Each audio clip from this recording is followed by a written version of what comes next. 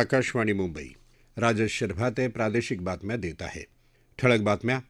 देशातले महिला सुरक्षेचे कायदे सक्रिय करण्याची आणि या प्रकरणांचा निकाल लवकर लावण्याची गरज प्रधानमंत्री नरेंद्र मोदी यांच्याकडून व्यक्त. मुख्यमंत्री लाडकी बहीण योजनेच्या निधी वितरणाच्या दुसऱ्या टप्प्याला आजपासून नागपुरात सुरुवात. विधानसभा निवडणुकीसाठी राज्यात 9.5 कोटींहून अधिक मतदार. विविध उपाययोजनांमुळे नवमतदारांच्या संख्येत महिनाभरात 11 लाखांहून अधिक वाढ. आणि पॅरिस पॅराऑलिम्पिक स्पर्धेत भारतीय खेळाडूंची आगेकूच कायम. देशात महिलांच्या सुरक्षिततेसाठी अनेक कडक कायदे लागू केले आहेत. हे कायदे आणखी सक्रिय करायची गरज प्रधानमंत्री नरेंद्र मोदी यांनी आज व्यक्त केली. अशा प्रकरणांचे निकाल जितक्या लवकर लागतील तितकी आपण सुरक्षित असल्याची खात्री महिलांना पटेल, असंही प्रधानमंत्र्यांनी सांगितलं. जिल्हास्तरीय न्यायपालिकेच्या 2 दिवसांच्या राष्ट्रीय परिषदेचं उद्घाटन त्यांनी आज केलं. त्यानंतर ते बोलत होते. महिला अत्याचार से जुड़े मामलों में जितनी तेजी से फैसले आएंगे, आधी आबादी को सुरक्षा का उतना ही बड़ा भरोसा मिलेगा.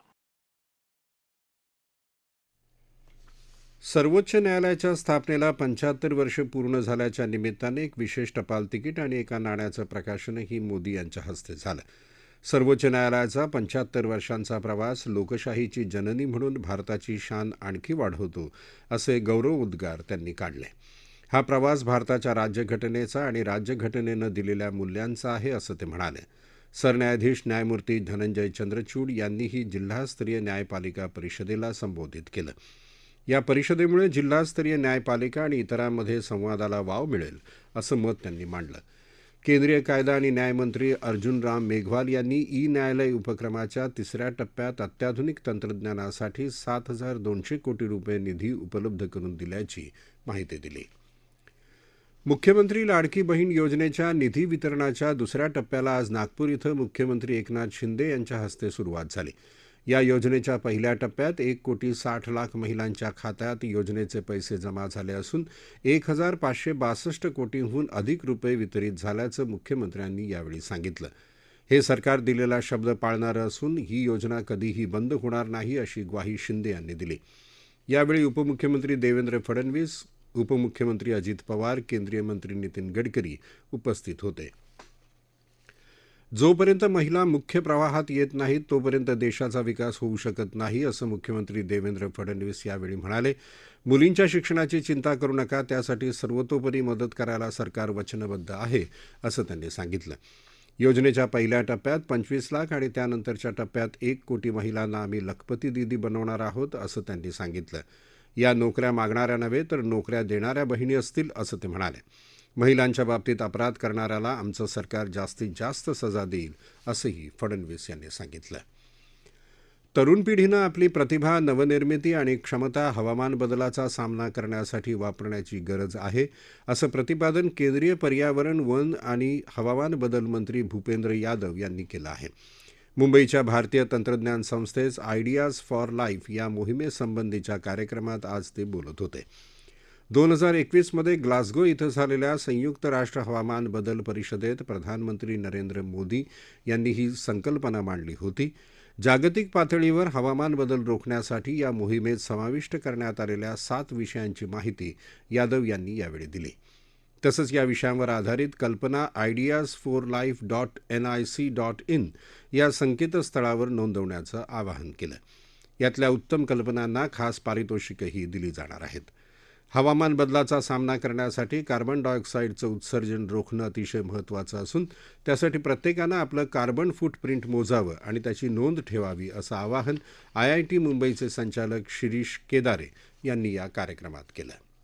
द्राक्षापासून तयार होणाऱ्या बेदाण्याला कृषीमाल म्हणून मान्यता मिळवण्यासाठी नाबार्डसह अन्य संबंधित यंत्रणांबरोबर चर्चा करून सकारात्मक निर्णय घेण्यात येईल, असं उपमुख्यमंत्री अजित पवार यांच्या अध्यक्षतेखाली काल झालेल्या बैठकीत ठरलं आहे. बेदाण्यावरचा 5% GST रद्द करण्यासाठी केंद्रीय GST परिषदेला पत्र लिहिण्यात येईल. द्राक्ष आणि फळबागांना प्लास्टिक आच्छादनासाठी अनुदान मिळावं, यासाठी हॉर्टिकल्चर बोर्डाकडे मागणी करण्यात येईल, असे निर्णय या बैठकीत घेण्यात आले. कृषी उत्पादन वाढवण्यासाठी तरुणांनी नवीन तंत्रज्ञान शिकून घ्यायला हवं, असं राज्याचे महसूल, पशुसंवर्धन आणि दुग्धविकास मंत्री राधाकृष्ण विखे पाटील यांनी म्हटलं आहे. अहमदनगरमध्ये कृषी खात्यानं आयोजित केलेल्या कृषी प्रदर्शनाचं उद्घाटन त्यांच्या हस्ते झालं. सेंद्रिय पद्धतीनं पिकवलेल्या कृषीमालाच्या विक्रीसाठी शिर्डीत विक्री केंद्र सुरू करता येईल, असं ते म्हणाले. कृषी महाविद्यालय आणि संशोधन केंद्रांनी शेतकऱ्याच्या बांधापर्यंत कृषी तंत्रज्ञान पोहोचवायला हवं, असं त्यांनी सांगितलं. या प्रादेशिक बातम्या आकाशवाणीच्या मुंबई केंद्रावरून देत आहोत. आगामी विधानसभा निवडणुकीसाठी राज्यात 9.5 कोटींहून अधिक मतदार आहेत. राज्याच्या मुख्य निवडणूक अधिकारी कार्यालयानं काल अंतिम मतदार यादी प्रसिद्ध केली. त्यानुसार राज्यात 9,53,74,302 मतदार आहेत. 6 ऑगस्ट रोजी प्रसिद्ध केलेल्या प्रारूप यादीच्या तुलनेत राज्यात 16,98,368 मतदारांची भर पडली आहे. यानंतरही विधानसभा निवडणुकीचे अर्ज भरण्याच्या शेवटच्या दिवसाच्या 10 दिवस आधीपर्यंत मतदार यादीत नाव नोंदवून विधानसभा निवडणुकीसाठी मतदान करण्याची संधी यादीत नाव नसलेल्या पात्र मतदारांना आहे. प्रारूप मतदार यादीत राज्यात 9,36,00,000हून अधिक मतदार होते. 20 लाखांहून अधिक दावे आणि 4.25 लाखांहून अधिक हरकतींनंतर त्यात 16,98,000 मतदारांची भर पडली. तसंच ऑगस्ट महिन्यात 4 वेळा मतदार नोंदणीसाठी मतदान केंद्रावर विशेष शिबिरांचं आयोजन झालं.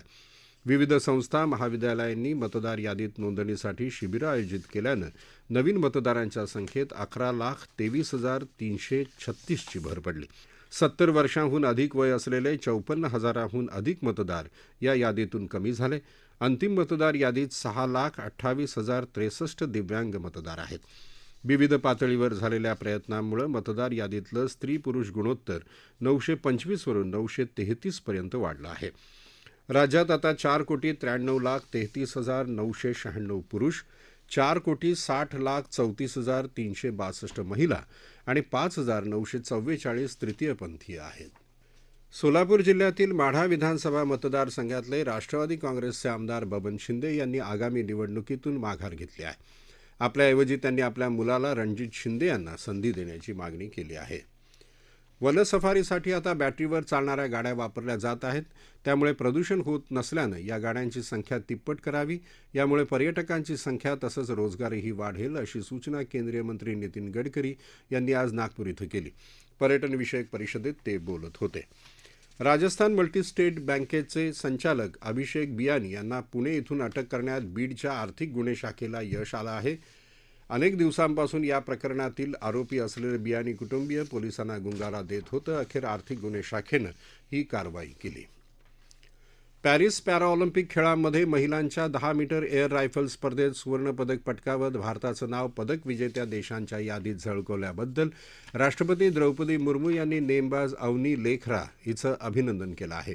पुरुषांच्या 10 मीटर एअर पिस्तूल स्पर्धेत रौप्य पदक पटकावणाऱ्या मनीष नरवाल, महिलांच्या 10 मीटर एअर रायफल स्पर्धेत कांस्य पदक पटकावणाऱ्या मोना अग्रवाल तसंच महिलांच्या 100 मीटर स्पर्धेत कांस्य पदक जिंकणाऱ्या प्रीती पालचंही त्यांनी अभिनंदन केलं. बॅडमिंटनमध्ये भारताच्या सुकांत कदम आणि सुहास यतिराज यांनी आपापल्या एकेरीच्या गटात विजय मिळवत उपांत्य फेरीत प्रवेश केल्यानं भारताचं या खेळात किमान एक पदक निश्चित झालं आहे. महिलांच्या 10 मीटर एअर पिस्तूल स्पर्धेत भारताची नेमबाज रुबीना फ्रान्सिसनं आज चांगली कामगिरी करत अंतिम फेरीत प्रवेश केला आहे. मात्र भारताच्या स्वरूप उन्हाळकर याला पुरुषाच्या 10 मीटर एअर रायफल स्पर्धेत 14व्या स्थानावर समाधान मानावं लागल्यानं अंतिम फेरीत प्रवेश करण्यात अपयश आलं. हवामान. येत्या 24 तासात मराठवाडा आणि विदर्भात बहुतांश ठिकाणी तर मध्य महाराष्ट्रात तुरळक ठिकाणी जोरदार पाऊस पडण्याची शक्यता हवामान विभागानं व्यक्त केली आहे. विदर्भात तुरळक ठिकाणी जोरदार ते अतिजोरदार पावसाची शक्यता आहे, असा अंदाज हवामान विभागानं वर्तवला आहे. ठळक बातम्या पुन्हा एकदा. देशातले महिला सुरक्षेचे कायदे सक्रिय करण्याची आणि या प्रकरणांचा निकाल लवकर लावण्याची गरज प्रधानमंत्री नरेंद्र मोदी यांच्याकडून व्यक्त. मुख्यमंत्री लाडकी बहीण योजनेच्या निधी वितरणाच्या दुसऱ्या टप्प्याला आजपासून नागपुरात सुरुवात. विधानसभा निवडणुकीसाठी राज्यात 9.5 कोटींहून अधिक मतदार. विविध उपाययोजनांमुळे नवमतदारांच्या संख्येत महिनाभरात 11 लाखांहून अधिक वाढ. आणि पॅरिस पॅराऑलिम्पिक स्पर्धेत भारतीय खेळाडूंची आगेकूच कायम. याबरोबरच आकाशवाणी मुंबई केंद्रावरचं हे प्रादेशिक बातमीपत्र संपलं. नमस्कार.